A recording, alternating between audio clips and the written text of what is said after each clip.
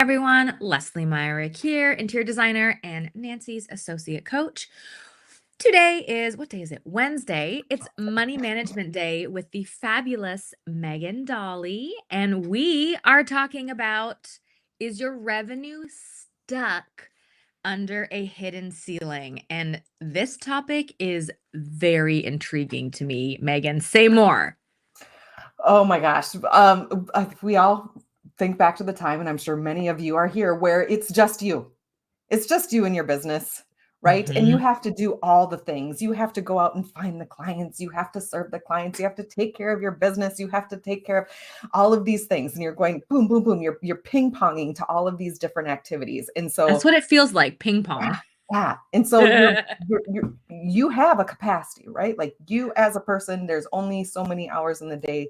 There's only so much that you can do. And being busy when you are searching for clients is different than being busy when you have clients to serve. And when you have a soup of both of them, a soup of like all of the things to do, that's also a different type of busy. So ultimately, what it comes down to, there is only so much you can do at a time, which means there are only so many clients that you can serve at a time, right? So is this the ceiling you're talking about? There is a limit to our capacity and how many people we can serve. Okay, yes, gotcha. Yes. So if you were to, let's say you're a donut shop. Okay. Actually, I can do that. We're a donut shop. Actually, I'm going to switch this up a little bit. I'm going to use the Starbucks example. Remember back in the 90s when some people remember back in the 90s. I was going to say, I'm like, I think we're aging ourselves here, Megan. As people who very much remember the 90s, I'm here with you for this example. Yeah. When Starbucks was getting like, everybody's like, oh, there's a Starbucks. Like they just opened a shop across the street from themselves. Are they crazy? Like, they're not crazy, because if you notice the shop that was originally there, they had lines out the door. Right? Gourmet coffee was brand new. They had lines out the door. People was a thing. Yeah. They had like CBS News articles. You could watch the evening news at night and they'd have, these stories about people waiting in line forever for their Starbucks coffee. Yep. They had a line of people out the door that and there were people that wouldn't get in line because of the time. So what do? You open another register to make the time go, so you don't have to wait. They have more capacity to serve more customers, right? They weren't cannibalizing their own sales. They were making sure that everybody who wanted coffee was able to get coffee. Yeah. I mean, in that case, instead of just making one store bigger, they just put a second store in. But you could just make your store bigger. Right. Well, some people walk down this side of the street every day, and some people walk down that side of the street. So you might as well. So they were really going where their clients were, quite literally. Yes. Yeah. And so they had a level of demand, right? They could see it. They could literally see the demand that they had, and they could see the demand that they were losing when people would see the line and just like, no way. I'm not doing that. Peace out, because they didn't have time. They can't wait half an hour for their coffee before they go to work. Yeah. Not today, Satan. Not today. And so our revenue is not capped by the amount of people we have coming in, that the amount of people that want our services. Okay. Our revenue is capped by our ability to serve. Meaning if we are one Starbucks and the line gets too big, people are going to turn away. But if we can open a second Starbucks, if we can hire help, if we can increase our capacity, we can earn more revenue and serve more people. Yes? Right. Okay. Now, the difference is that if we don't have eyes on this, like we're not recognizing like, oh, I don't have time, I'll do it later. Next week is better. Two weeks from now is better. Like, one, having a really great communication system with the people who are waiting, or who are on the list, or who are like starting to knock on the door, having really great communication. There is nothing wrong with your service, with your product being something very elite that people need to wait for, right? Yeah. There's a little bit of star power that comes with people knowing that they have to wait for you. But that you are in demand. Yes. And they're getting to you. Yeah. If this is communicated like, oh, sorry, I'll get with that type of energy versus, hey, Lesley, I am so excited to get started on your project.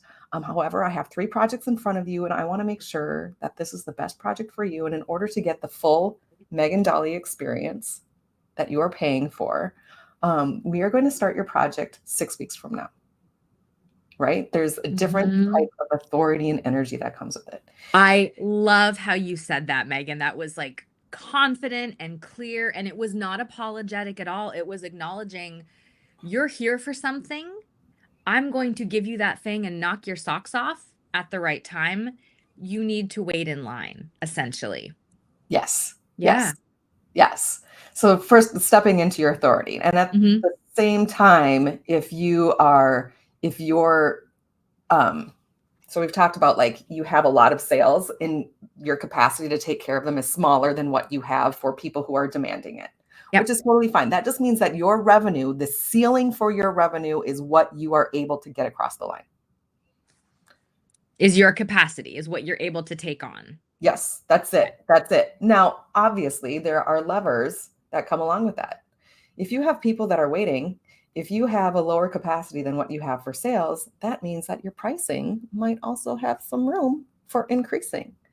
So your revenue might be stuck under a ceiling that you are self-imposing because you're like, oh, how dare I charge more per hour? I just can, right? You might be your own ceiling here. That's big. You might be your own ceiling. Yeah. Okay. So how are some other ways that we can move this ceiling up?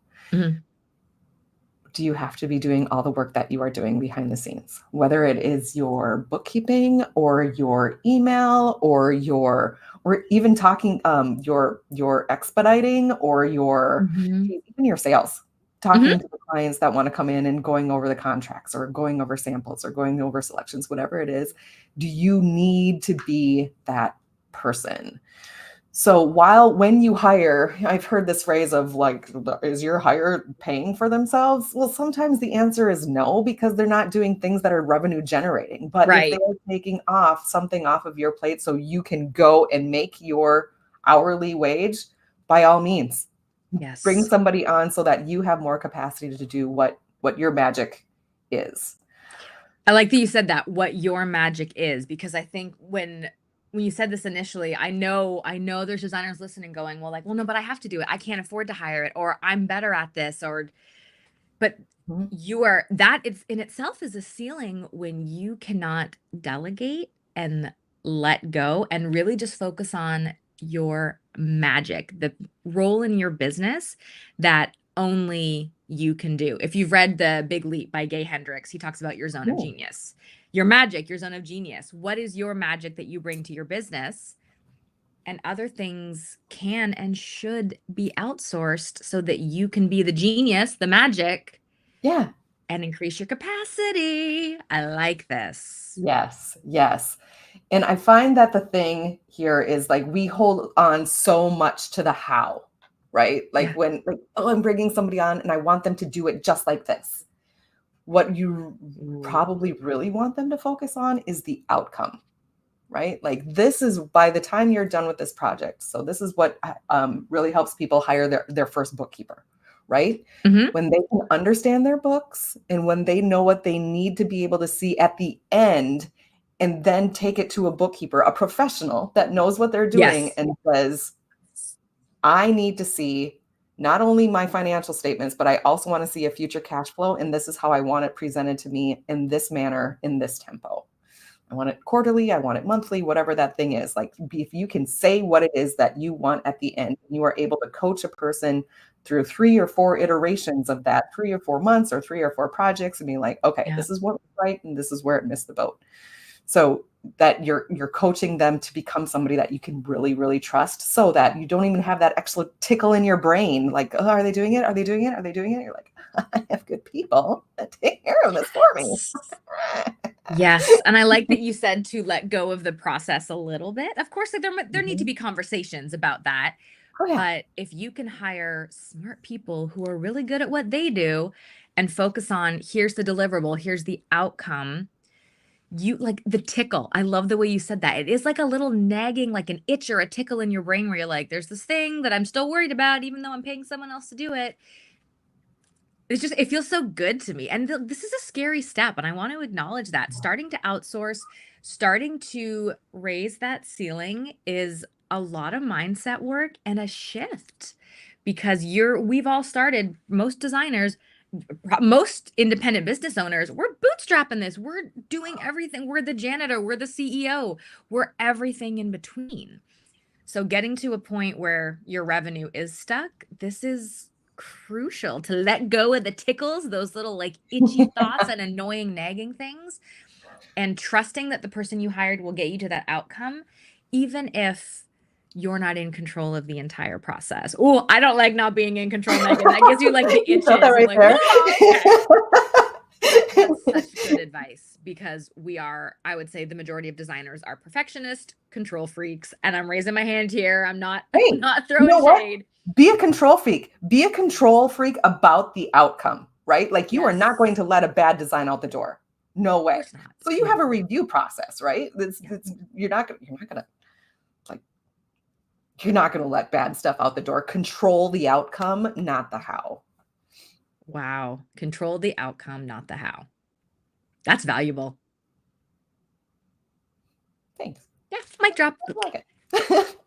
Well, I want to back up a second and ask another question. How do you know if your revenue's stuck under a hidden ceiling? Like, what are the signs that something needs to change, either increasing your capacity, increasing your rates, something is hitting a stuck point? What do you look for, and how do you know when it's time to start really actively working on making those changes? Your relationship with your customer, with your client.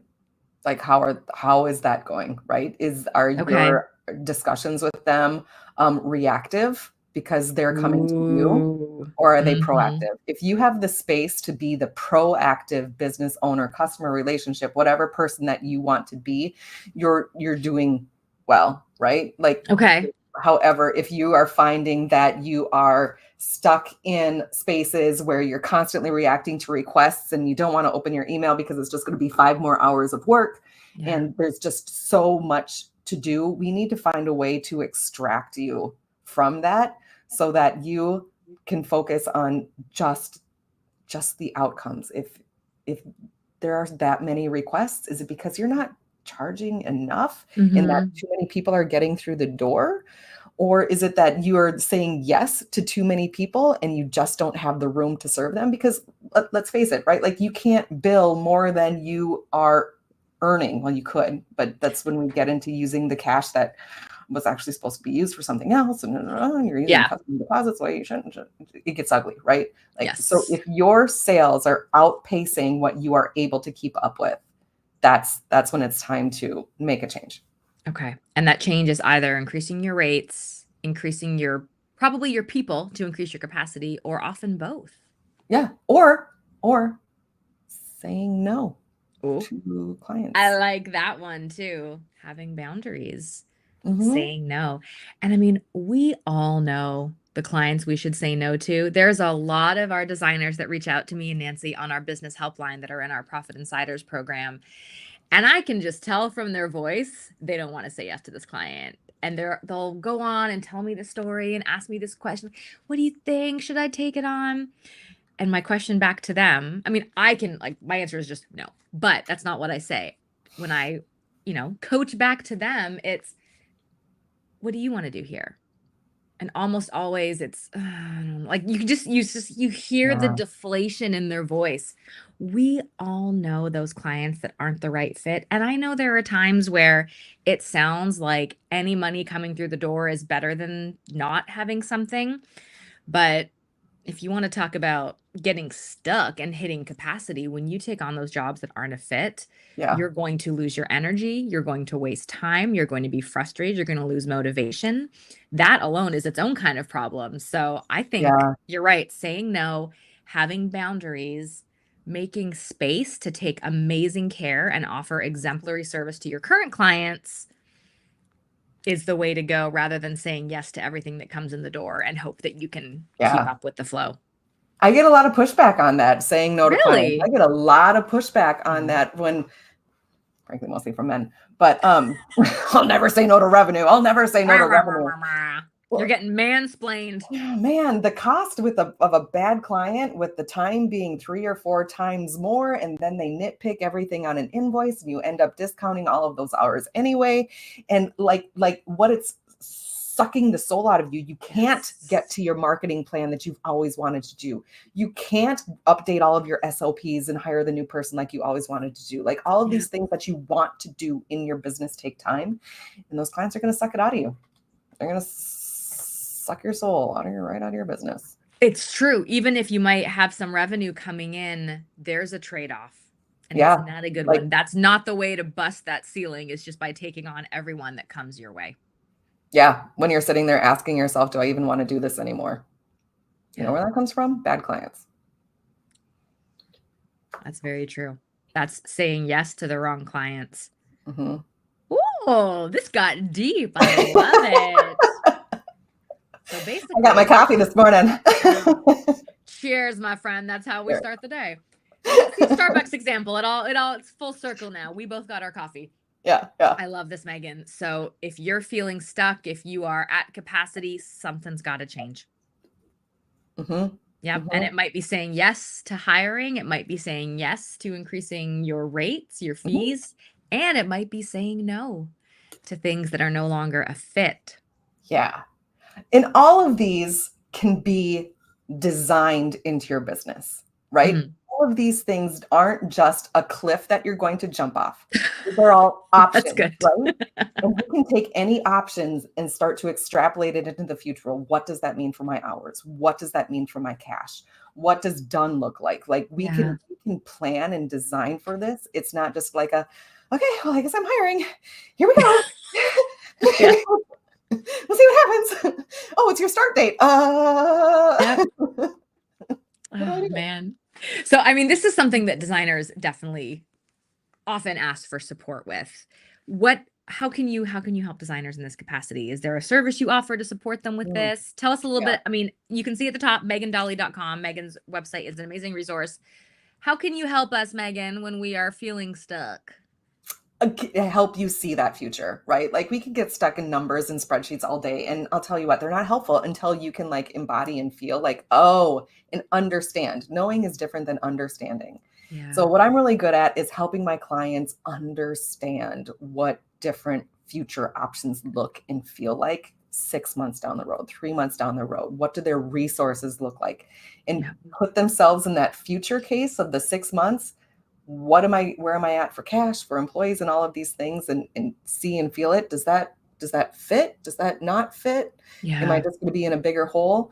That's where I live, is taking those numbers, not making them numbers anymore, and making them an experience. I love that. Understand it. Yeah. All right. Well, this was a juicy one. If you are just joining us, go back and rewatch it, because Megan's got some amazing tips when you are feeling stuck, when your revenue has plateaued, and you need help to push through it. So, Megan, thank you so much for being here, as always. My pleasure, Lesley. And we'll see you back next month. Great. Take care. Bye.